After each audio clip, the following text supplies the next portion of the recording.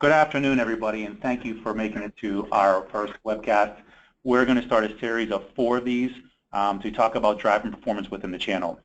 With us today is Laz Gonzalez of Serious Decisions to present the onboarding process and a new model they have put together to do so. Laz, please take over from here.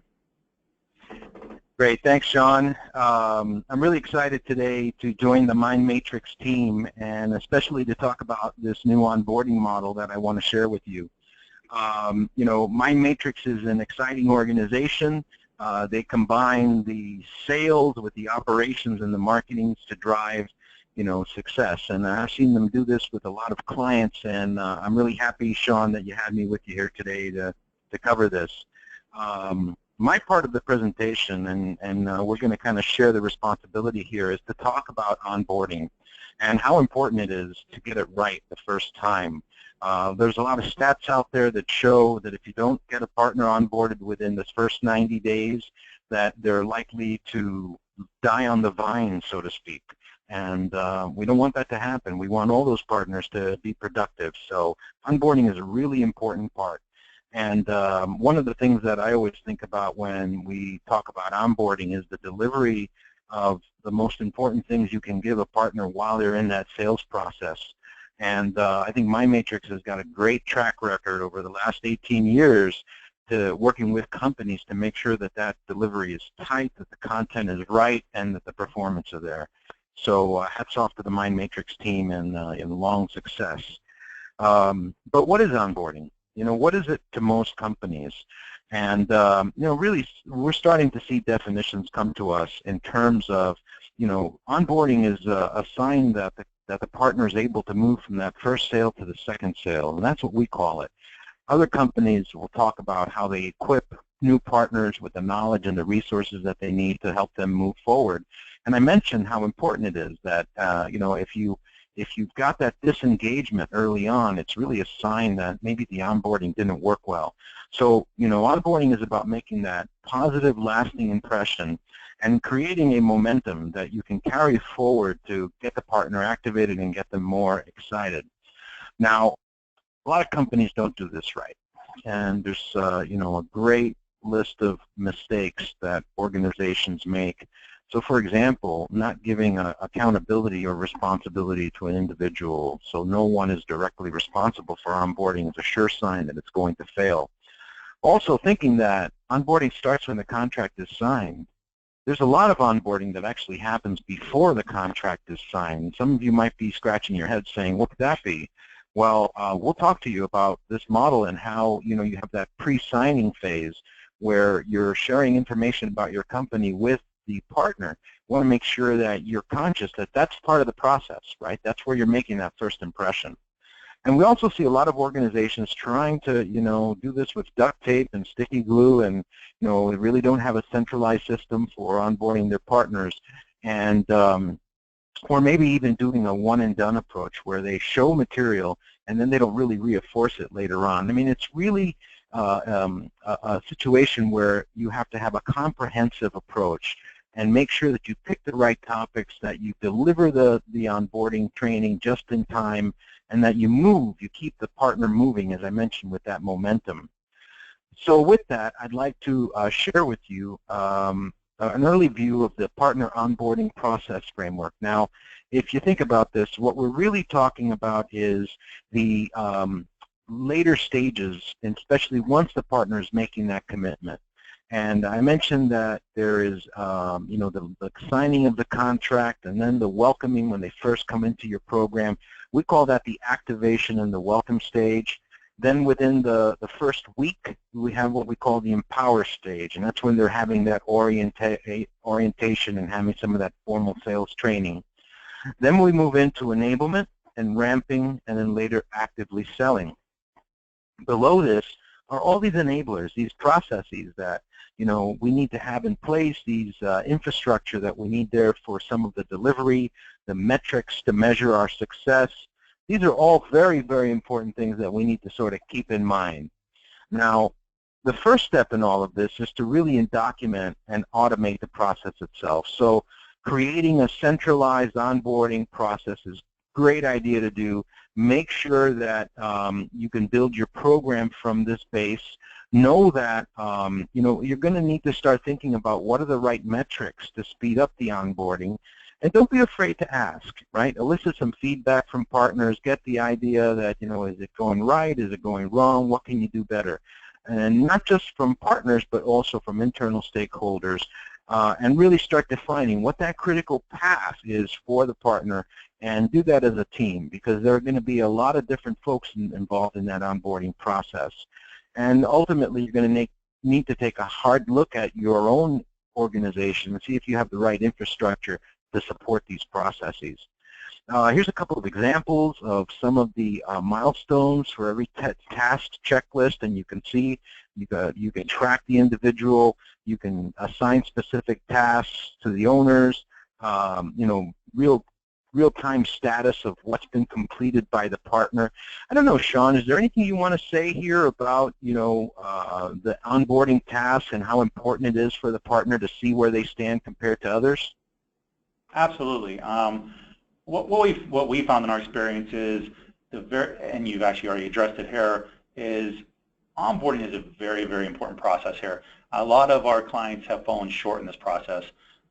If you don't have a proper onboarding, you don't know where there stands, and you're trying to teach them how to come to market, how to sell your product, and properly talk about your actual value, your offers, whatever, it becomes a very big issue. So we tend to think that it's a very important thing to have a very structured process in onboarding and in training, and to be able to deliver it in a very efficient way so people can actually see what's going on. And we do offer, we actually, as a matter of fact, to put together a certification process within our platform to show this for testing for multiple modules or whatever it is you do.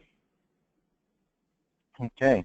Well, again, transparency is the key to success. So making sure that the partners know where they stand and even compare it to some others in their organization. I think that's all great.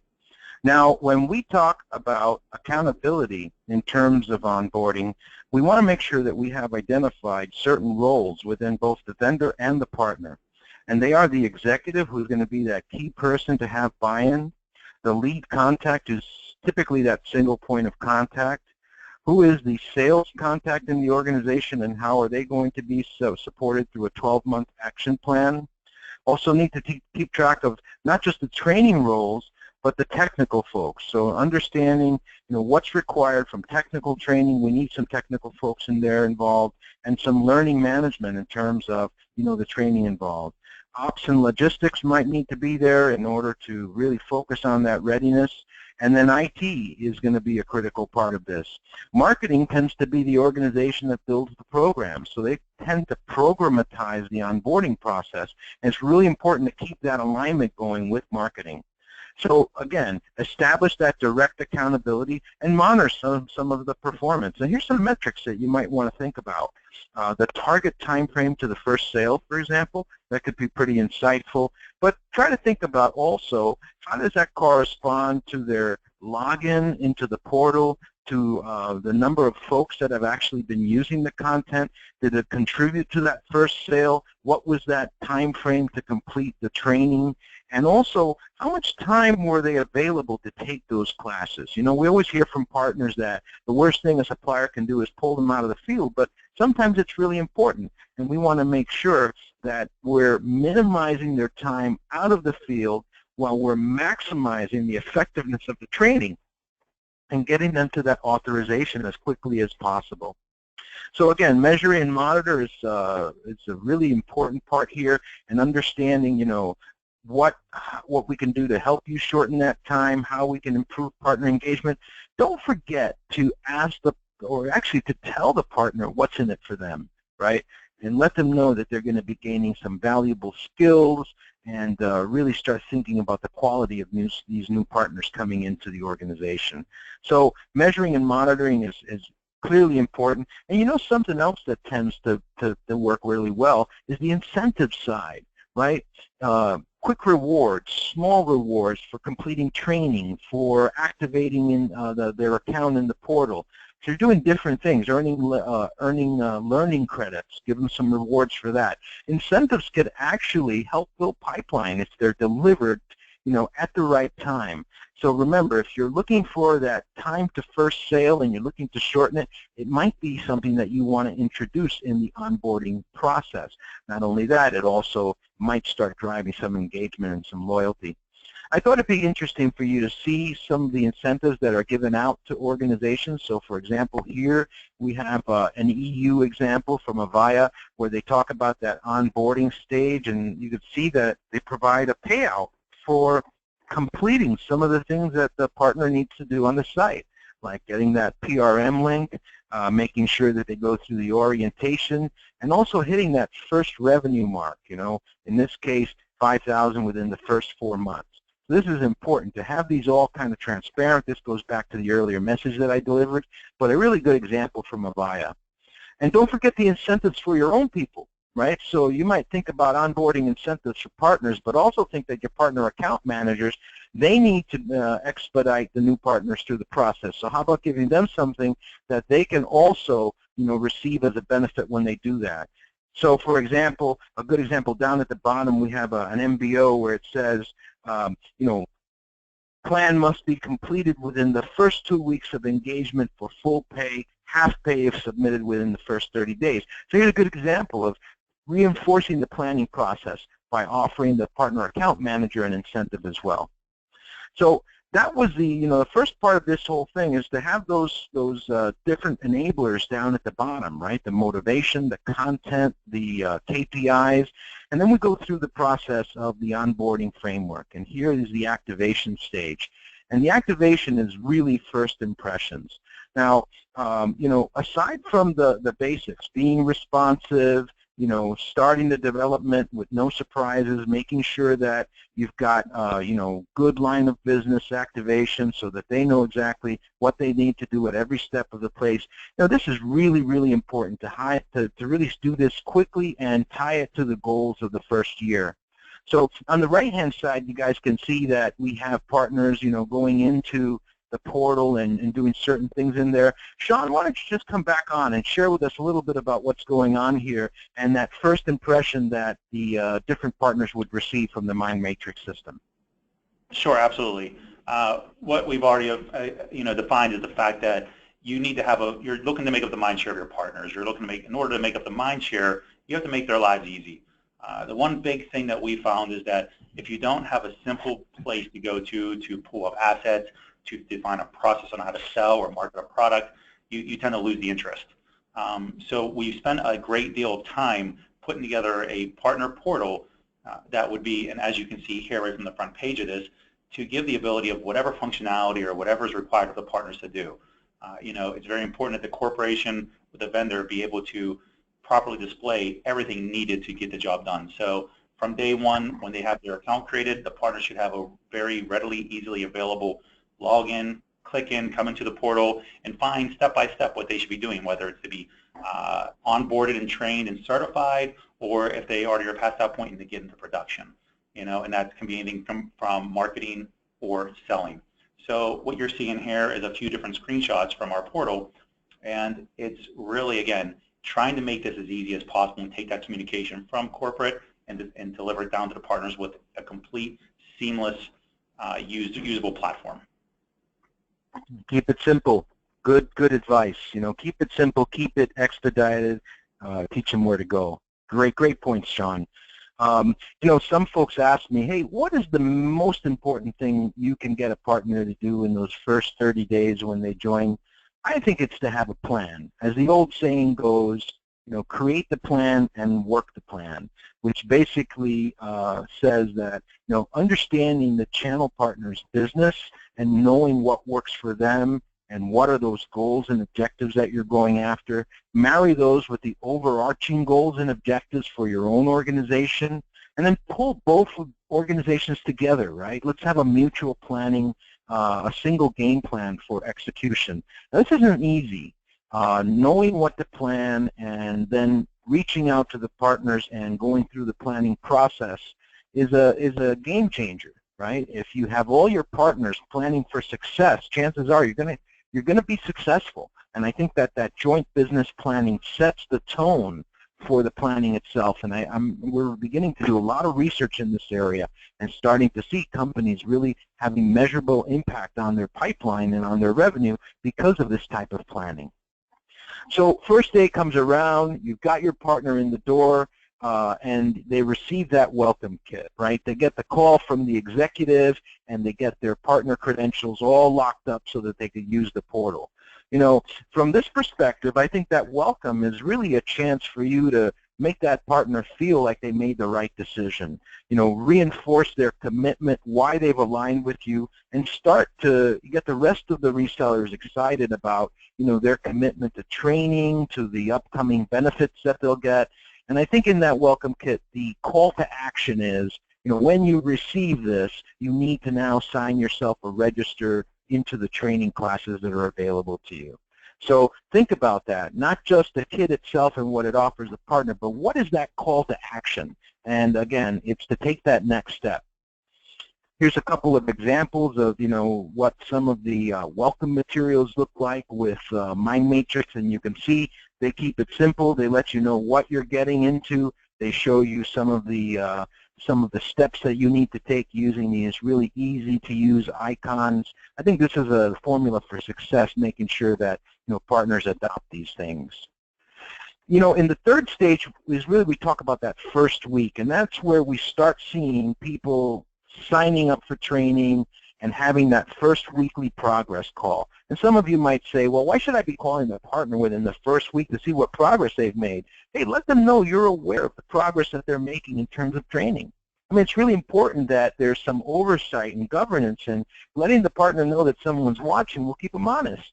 You know, a lot of good practices here, but only a few really best practices, and that's, you know, to introduce that formal training gently. I mean, think about it. These partners are working with 6 or 7 different companies at any one time, and, you know, everybody wants them to be trained on their products, on their solutions. You need to be careful here, right? Because the partner is being asked by all of their relationships to spend some time on their products and their messaging. And I almost think that the key here is just-in-time training, right? Make sure that they know what they need to know when they need to know it, right? And don't try to overload them with everything up front. You know, use onboarding guides, show them training paths so that they could self-select, you know, what content or what videos they want to watch. And those are all really best practices to empower.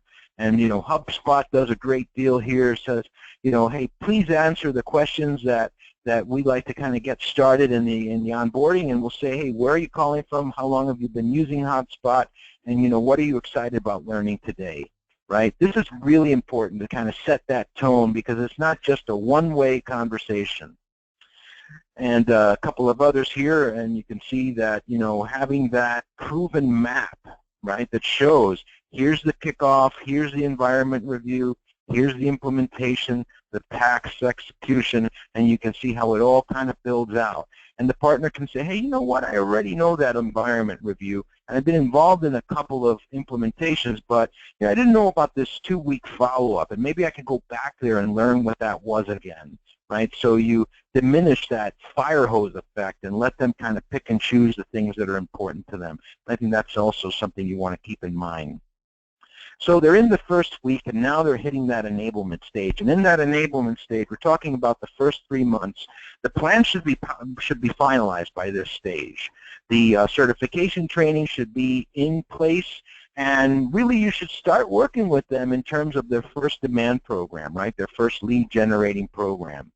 And, you know, what is this enablement, right? So a lot of folks struggle with the word enablement. I actually found out that there is no such word as enablement. Maybe it will get added into the dictionary after this webcast, but enablement really is misused by a lot of organizations. But we call it, you know, to provide someone with the adequate power or means or authority to make something possible, right, to do something.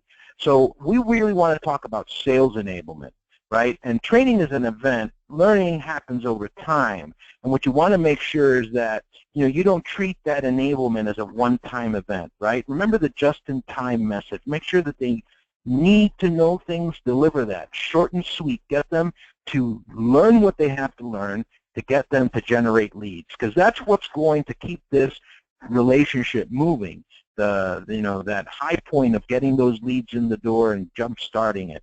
And again, you're going to be looking for training playbooks, you're going to be looking for assets, and one key I want you to think about is try to align the tools and assets that you're giving the partner during this critical enablement stage to the buyer's journey, right? So instead of thinking of yourselves or thinking about the partner, think about the buyer. Think about the stages that they follow, and then make sure that you're giving the assets over to the partner at each one of those stages so that they can move the buyer from the beginning of that journey all the way to the closed business stage.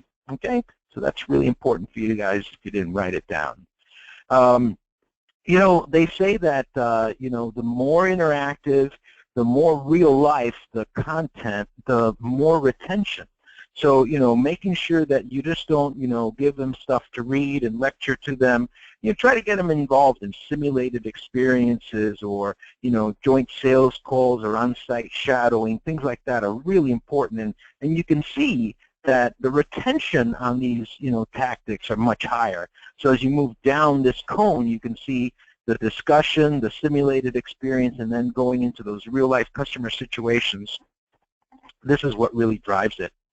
And again, here's some examples. Well, a great one is Cloud Sales Simulator. Kind of answers what it is, takes them through some of the important parts, lets the partner kind of pick and choose and explore. So this is a great way to simulate that cloud sales. Another one here from Dell and Avaya kind of coming together. These are programs that mimic that consumer experience. So if you guys can see that sort of consumerish type look up to the screen, we do this on purpose. These organizations want that partner to feel the same way and incentivize, the partner for completing some of these things along the way. Mindmatrix does a great job with playbooks, and I think I want to hit the pause here and have Sean come back on. Sean, why don't you share with us what your approach to using these playbooks are, because I've seen them several times and they seem to be very effective.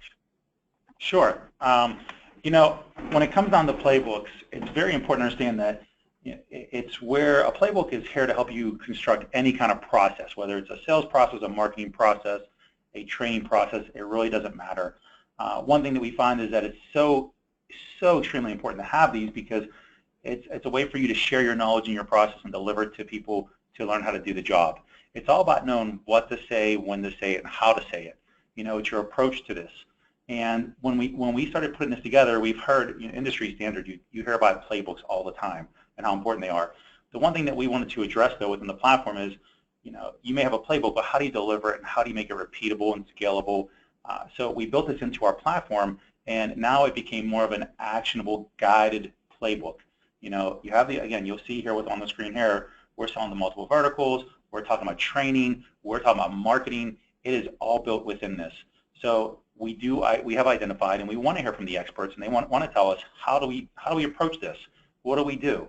That's exactly what this playbook is built for, and that's what we do with each one of these. Excellent, excellent. You can see these are very, very interactive, the way that they've got them laid out here. So, cold email, send to your prospect, take it to the next step, establish that LinkedIn connection. I mean, these guys really use this stuff internally, so I would urge you to take a good look at this. So now we're at that ramp-up period. This is the critical first 6 months. This is where you want to start seeing some results. You want to see the authorizations, the certifications. You want to see some closed sales, and really fully leveraging some of the tools that you're offering that partner. And again, that ramp-up phase is critically important. Some of the things I've learned from Mindmatrix is, make sure that, you get some feedback from the partner as to how well things are going during their experience. So, past that 90-day period, ask them, hey, what does this channel sales enablement plan mean to you? And keep communicating that with them. Make it a regular communication, build some social elements into this. Try incorporating some of the gamification to encourage them to do better than some of the others on their team. So this is all really important. Hey, Sean, how do you guys, suggest that a supplier use the feedback that they're getting during that onboarding process? Well, feedback, again, you mentioned earlier about transparency. It is crucial. when somebody's coming, when we go to onboard somebody, we want to onboard a partner, we have our own definitive way of doing it. We have a training process, we have materials we share. However, the one thing that you want to always get back is this feedback to say whether it's really working for the person. If you don't enable the partner properly, you don't hear what they're having issues with, you can never really enable them and get them in production the right way. It's extremely crucial to have this feedback, whether it's good, bad, or indifferent, just so you can build a better process. Again, the whole goal behind this is to build a seamless system and process that you can onboard partners on the fly and make them very, very effective immediately. I bet it's better to learn if something's going wrong early so that you could make those changes rather than kind of let this filter through all of your partner population, right? Absolutely. If you let it linger, again, your whole goal is to get these partners to adopt and get them in production. So if they have a barrier due to your onboarding, you're not getting what you need from them, and they're not getting what you need from you. Again, you'll be losing their mind share, and that's never what you want. You're wasting your time and their time. So to keep it going, moving forward, the feedback is crucial, again, so you can start to learn and see where you're going wrong, and you can fix your process for them to make it as easy and smooth as possible. Right. Now you got them in this process. One of the things that we've learned is, have a nice, clear illustration of what happens when. So we find that it's a great idea to let the partner see the welcome kits, the calendar, the expectations of when they're going to get authorized. And then when you're past this ramp-up page, they're getting into that first year of working with you. You want to make sure that they recognize, the wins that you've been able to achieve during this relationship. Even if they're small wins, it could point to the bigger opportunity that you guys can work on. So I really think that, having an onboarding calendar and sharing that with the partners so that they know where they are in the process, and then making sure that, you've got these milestones clearly identified and you're delivering on them is critical to the success of any onboarding program. So now you're through the first year, and now you're actively selling. And here's where you want to make sure that both you're getting that feedback, but that you're also recognizing and observing some of the performance that you're seeing. So really understanding the performance is about looking at some of the metrics that could serve as an early warning system to you. So for example, you want to spot those low revenue potential partners early. You just don't want to look at revenue. You want to focus on other actions that lead up to revenue, like training and certification. Think about some of the relationships that they're building with companies. Are they with the right companies? Are they exhibiting the right competencies? And what are the results of those meetings? You might have a partner that says, hey, we're great at getting in front of customers, but what happens next? What are some of the things that happen? And we always run into this. It's that big opportunity that the partner says, yeah, I haven't hit those numbers, but I'm waiting for that big opportunity, and we're really engaged with them. Don't get fooled by this. Right? Those big opportunities are there. Some of them are real, but by the same token, you should be putting as much energy in the volume of opportunities that you need to hit your target goals than just one big opportunity, right? So you need to kind of balance your efforts here. We've covered a lot of ground today. We've talked about onboarding. We've talked about different stages. I bet most of you didn't even know there were so many stages to the onboarding. But this is a really important part of your business. It's that first impression, and there's a couple of things I want you to think about as you leave today. First of all, effective recruitment starts with solid onboarding, right? And an understanding of who that target buyer is and what are the things that the partner needs to know. When we look at top companies, the ones that really get those results, they really focus on finding the right partners who customers want to buy from. Right? Not just getting the partner because the competition uses them, but they're really focused on that customer. And those buyer expectations are huge. It's really important to really understand what that foundation for the partner learning is going to be, and understanding what those buyer requirements are going to tell you, hey, here are the assets we need to create. This is when they typically ask for them. This is when we need to have them delivered, and make sure our partners know where to get them. So keep in mind, top performing channel organizations all have strict selection criteria. for identifying and qualifying. They typically create what we call an ideal partner profile. If you don't have one, come talk to us. We'll show you how to build one. And it really is the difference between seeing that success in the first year and not seeing it at all. What I'd like to do for the remainder of this conversation is give the Mindmatrix team a chance to talk a little bit about what they do and share with you some of the last messages that they want to share during this webcast. Sean, back over to you. Thanks, Laz. Okay, so what you're looking at here, and this is really the crux of who we are and what we do. As you can see, there's our 4 circles, which represents everything. We've addressed over the years that, and anybody that's been within sales and marketing long enough has seen the adoption of many different platforms and portals and sales tools all around and marketing tools. When it came down to it, we actually took every single element and built them all into one platform.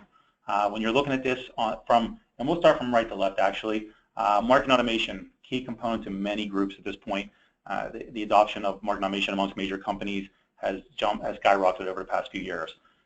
We took this and leveraged it against basic channel management, which something that I think we should really identify with is the 3 major areas that we are focusing on when it comes to enablement in this, which is channel sales, channel marketing, and channel operations. We believe in working within all 3 because you cannot have one without the other. Everybody is in support of one another, so when we're talking about the sales, and you can see on the left here with sales enablement, it's really about providing those playbooks that Laz had showed a little bit ago, giving them that process. When we talk about the marketing, it's given the ability to with asset management, leverage the communication at the corporate level down to the partners to give them that very crisp messaging that they need, and along with personalizing it as well. And when we talk about the actual operations behind it, that's the analytics we're referring to. It's great to have all these things going out and doing all these different things for your partners. However, how do you know if it's working? You want to be able to track the engagement level of working with partners. You want to track the level of being able to know that they're actually doing their job with it and that they're succeeding with it. So that is really what Mindmatrix is all about. And keep in mind when we talk about this is a platform first.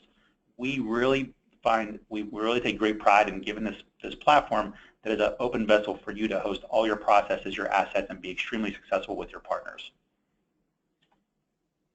Anything else, Laz?